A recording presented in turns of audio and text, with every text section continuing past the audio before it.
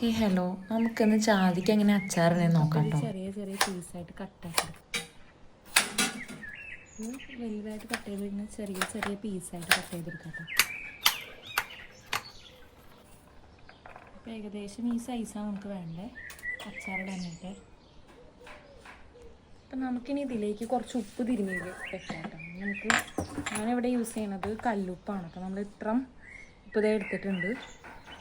വിതറാം, നല്ല രീതിക്കൊന്ന് ഇളക്കി വെക്കാം. അപ്പോൾ നമ്മൾ ഇളക്കി റെഡിയാക്കി വെച്ചിട്ടുണ്ട്.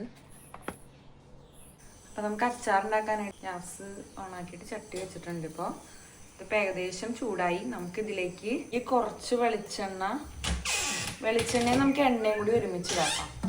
എണ്ണ കുറച്ച് മതി കേട്ടോ. ഇതിനി ചൂടാകുമ്പോൾ കടുക് പൊട്ടിക്കാം. നമുക്കിതിലേക്ക് ഒരു